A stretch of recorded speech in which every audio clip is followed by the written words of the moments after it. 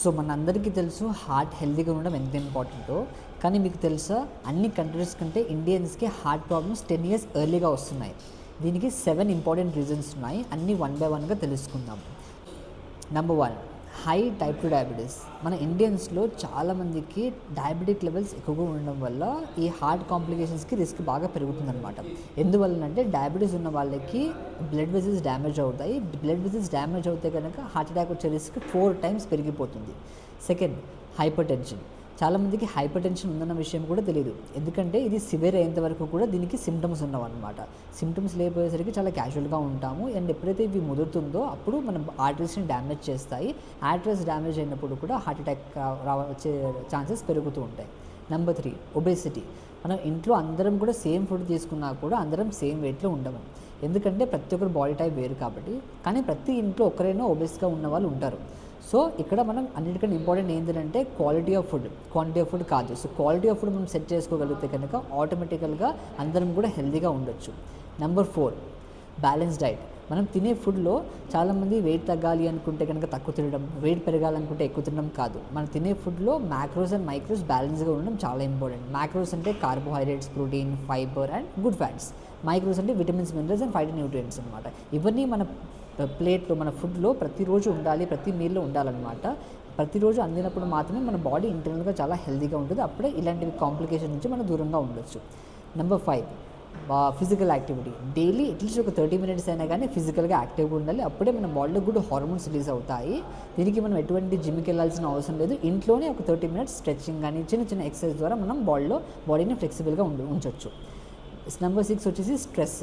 చాలామంది ఇన్కమ్ కోసం కానీ వాళ్ళ ఎర్లీ 20s and 30sలో కెరీర్లో సెటిల్ అవ్వడానికి హై స్ట్రెస్ ఉన్న ఎన్విరాన్మెంట్లో కూడా వర్క్ చేస్తుంటారు.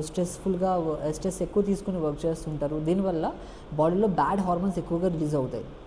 బ్యాడ్ హార్మోన్స్ వల్ల కార్టిసోల్ లెవెల్స్ పెరుగుతుంది. కార్టిసోల్ లెవెల్స్ వల్ల ఇంటర్నల్గా బాడీ చాలా డ్యామేజ్ అవుతుంది. దీనివల్ల హార్ట్ కాంప్లికేషన్ ఒకటే కాదు, మల్టిపుల్ ఇంకా కాంప్లికేషన్ కూడా రావడానికి ఛాన్సెస్ పెరుగుతాయి. అందుకే ఈ మధ్య సన్నగా ఉన్న వాళ్ళకి కూడా ఇది హార్ట్ కాంప్లికేషన్ రావడానికి ఒక మెయిన్ రీజన్ స్ట్రెస్ అనమాట. లాస్ట్ థింగ్ వచ్చేసి స్మోకింగ్ అండ్ ఆల్కహాల్ కన్జంప్షన్. మనందరికీ తెలుసు స్మోకింగ్ అండ్ ఆల్కహాల్ చాలా బాడీకి మంచిది కాదు. కానీ అయినా కూడా చాలామంది ఇది తీసుకుంటూ ఉంటారు. దీన్ని ఎంత లిమిట్ చేయగలిగితే అంత మంచిది అనమాట. ఇన్ కేస్ మనం దీనికి అలవాటు పడ్డామనుకుంటే కనుక ఆటోమేటికల్గా మన బాడీ మన కంట్రోల్లో ఉండదు అండ్ చాలా ఫ్యూచర్లో కాంప్లికేషన్స్ రావడానికి ఛాన్సెస్ ఉంటాయి. సో ఓవరాల్గా మన బాడీ హార్ట్ హెల్త్ ఎలా ఉందో తెలుసుకోవడానికి మనకి 5 ఇంపార్టెంట్ టెస్ట్ ఉన్నాయి. ఇది మనం ఎవ్రీ 3 to 6 monthsకి చేసుకుంటే కనుక హార్ట్ హెల్త్ని ట్రాక్ చేసుకోవచ్చు. నెంబర్ 1, లిపిడ్ ప్రొఫైల్, మన కొలెస్ట్రాల్ లెవెల్స్ కోసం. Number 2, blood pressure. నెంబర్ 3 వచ్చేసి HbA1c. So that last 3 to 6 months blood sugar levels average అనేది మనం దీని ద్వారా తెలుసుకోవచ్చు. నెంబర్ 4 వచ్చేసి స్ట్రెస్ టెస్ట్. నెంబర్ 5 వచ్చేసి ECG. ఇవన్నీ కూడా మనం ఎవ్రీ 3 to 6 monthsలో చూసుకొని హార్ట్ హెల్త్ని హెల్తీగా ఉందో లేదో ట్రాక్ చేసుకోవాలి. మనం హార్ట్ హెల్త్ని ఓవరాల్గా హెల్తీగా పెట్టుకుందాం అనుకుంటే కనుక ఈ 2 విషయాలు మనం ప్రాపర్గా ఫోకస్ చేసుకుంటే కనుక ఎప్పటికీ మన హార్ట్ హెల్తీగా ఉంటుంది. ఫస్ట్ వన్ వచ్చేసి న్యూట్రిషన్ ఇంటేక్. మనం తినే ఫుడ్లో న్యూట్రిషన్ హైగా ఉంది అనుకుంటే, మంచి న్యూట్రిషన్ ఉన్న ఫుడ్ తీసుకుంటే కనుక మన బాడీలో హార్ట్ ఒకటే కాదు కంప్లీట్ బాడీ కూడా హెల్తీగా ఉంటుంది. న్యూట్రిషన్ ఉన్న ఫుడ్ అందరం కూడా ఎక్కువగా ప్రిఫర్ చేయాలి. Second thing, physical activity. మనం ఇందాక మాట్లాడుకున్నట్టుగా ఫిజికల్ యాక్టివిటీ అట్లీస్ట్ 5 days, వీక్లో 5 days 30 minutesకి చేసినా కూడా మన బాడీ ఓవరాల్గా బాగుంటుంది. 150 minutes అయినా కానీ మన బాడీకి ఫిజికల్గా యాక్టివ్ ఉండడానికి వీక్లీ బేసిస్ మీద మనం టైం ఇవ్వాలి. సో ఈ ఇన్ఫర్మేషన్ మీకు నచ్చినట్లయితే కనుక మీకు తెలిసిన వాళ్ళతో షేర్ చేయండి అండ్ మరిన్ని వీడియోస్ కోసం ఫాలో చేయండి.